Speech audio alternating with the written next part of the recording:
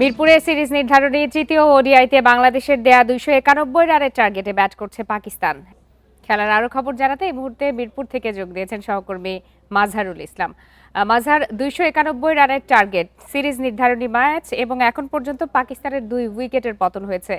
কি মনে হচ্ছে ফলাফল কোন দিকে যেতে পারে? আমার মনে হয় আপনার সাথে যখন কথা বলছি তখন আরো একটি উইকেটের পতন হয়েছে, এখন পাকিস্তানের 3 উইকেটের পতন হয়েছে।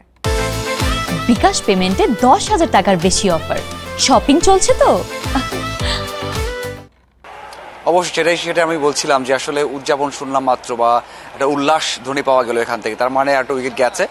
আর এত দ্রুত 3টা উইকেট নেওয়ার পর যদি বলেন যে ম্যাচে বাংলাদেশ দল পিছিয়ে আছে, তাহলে ভুল বলা হবে। অবশ্যই বাংলাদেশ দল অনেকটা এগিয়ে গেছে, এবং আমি শুরুতেই বলছিলাম যে বাংলাদেশ দল যে এখানে 100, 270 বা 80 রান করতে পারে, তাহলে পাকিস্তান অনেক বড় প্রেশারে থাকবে। এই উইকেটে আপনি যতই বলুন না কেন যে ব্যাটিং উইকেট অথবা এখানে ব্যাটারের সুবিধা পাচ্ছে বা স্পোর্টিং উইকেট হচ্ছে, কিন্তু মিরপুরে আসলে ওই রকম হয় না। সেকেন্ড ইনিংসে আপনি দেখবেন যে প্রথম ইনিংসের শেষের দিকে কিছু বল টার্ন করছিল, মানে তাদের স্পিনাররা 38-40তম ওভারে বল করেছেন, তখন টার্ন পাচ্ছেন, এবং সেটা কিন্তু একটা ইতিবাচক আভাস ছিল যে বাংলাদেশের প্রথম দিকে বোলাররা সুইং পেতে পারে, ভালো বাউন্স পাবে, সেটাই পাচ্ছেন। এবং শেষের দিকে যদি রিশাদ এবং মিরাজ বল করেন, সেখান থেকে কিন্তু টার্নটাও আদায় করতে পারবেন, খুব বেশি না হলেও টার্ন পাবে, যেটা খুবই খুবই ইম্পর্টেন্ট। এবং বাংলাদেশের থেকে পাকিস্তান বোলিং সেক্টরে অনেকটা পিছিয়ে আছে, বা বিভাগে বেশি পিছিয়ে আছে।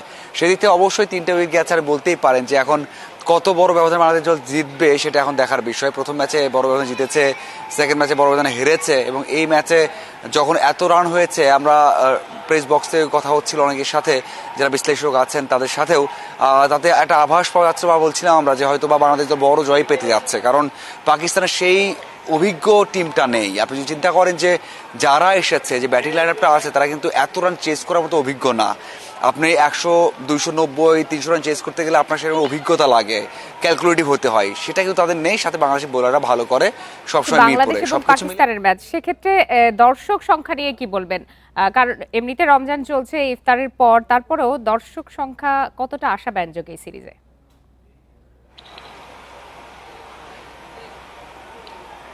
দর্শক একটু বেড়েছে এখন। দুপুরে যেহেতু রোজার মাস, অনেক রোদ থাকে, ওয়ার্কিং ডে, সবকিছু মিলিয়ে অনেক দর্শক কম ছিল।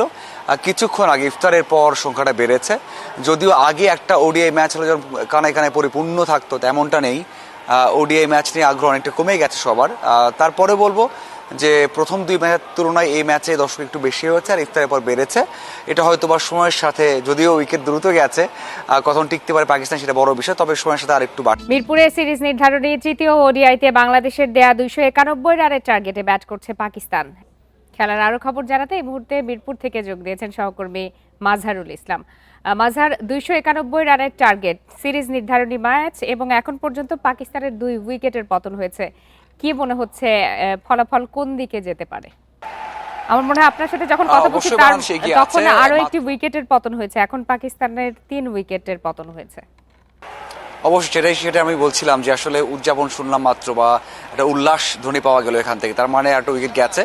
আর এত দ্রুত 3টা উইকেট নেওয়ার পর যদি বলেন যে ম্যাচে বাংলাদেশ দল পিছিয়ে আছে, তাহলে ভুল বলা হবে। অবশ্যই বাংলাদেশ দল অনেকটা এগিয়ে গেছে, এবং আমি শুরুতেই বলছিলাম যে বাংলাদেশ দল যে এখানে 100, 270 বা 80 রান করতে পারে, তাহলে পাকিস্তান অনেক বড় প্রেশারে থাকবে। এই উইকেটে আপনি যতই বলুন না কেন যে ব্যাটিং উইকেট অথবা এখানে ব্যাটারের সুবিধা পাচ্ছে বা স্পোর্টিং উইকেট হচ্ছে, কিন্তু মিরপুরে আসলে ওই রকম হয় না। সেকেন্ড ইনিংসে আপনি দেখবেন যে প্রথম ইনিংসের শেষের দিকে কিছু বল টার্ন করছিল, মানে তাদের স্পিনাররা 38-40তম ওভারে বল করেছেন, তখন টার্ন পাচ্ছেন, এবং সেটা কিন্তু একটা ইতিবাচক আভাস ছিল যে বাংলাদেশের প্রথম দিকে বোলাররা সুইং পেতে পারে, ভালো বাউন্স পাবে, সেটাই পাচ্ছেন। এবং শেষের দিকে যদি রিশাদ এবং মিরাজ বল করেন, সেখান থেকে কিন্তু টার্নটাও আদায় করতে পারবেন, খুব বেশি না হলেও টার্ন পাবে, যেটা খুবই খুবই ইম্পর্টেন্ট। এবং বাংলাদেশের থেকে পাকিস্তান বোলিং সেক্টরে অনেকটা পিছিয়ে আছে, বা বিভাগে বেশি পিছিয়ে আছে।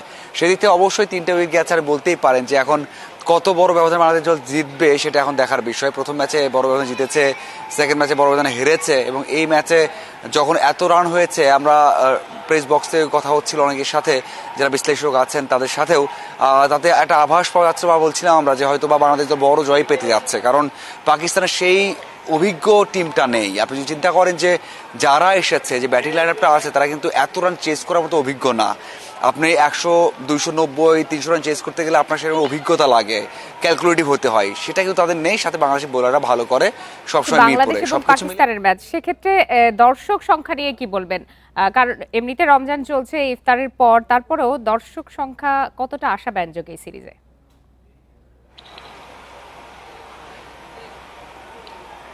দর্শক একটু বেড়েছে এখন। দুপুরে যেহেতু রোজার মাস, অনেক রোদ থাকে, ওয়ার্কিং ডে, সবকিছু মিলিয়ে অনেক দর্শক কম ছিল। কিছুক্ষণ আগে ইফতারের পর সংখ্যাটা বেড়েছে। যদিও আগে একটা ওডিআই ম্যাচ হলে যখন কানায় কানায় পরিপূর্ণ থাকতো, তেমনটা নেই। ওডিআই ম্যাচ নিয়ে আগ্রহ অনেকটা কমে গেছে সবার। তারপরে বলবো যে প্রথম 2 ম্যাচের তুলনায় এই ম্যাচে দর্শক একটু বেশি হয়েছে আর ইফতারের পর বেড়েছে। এটা হয়তো বা সময়ের সাথে, যদিও উইকেট দ্রুত গেছে, কখন টিকতে পারে পাকিস্তান সেটা বড় বিষয়, তবে সময়ের সাথে আর একটু বাড়তে পারে। তবে এটা ঠিক, হ্যাঁ, হতাশাজনক উপস্থিতি, কারণ এর থেকে অনেক বেশি দর্শক আগে হতো। ওডিআই ম্যাচ হোক, টি20 ম্যাচ হোক, যে ম্যাচ হোক না কেন, অনেক দর্শক হতো, সেটা অনেকটাই কমে গেছে। মাজারুল ইসলাম, অনেক ধন্যবাদ। আমরা খেলা দেখতে থাকি। ধন্যবাদ।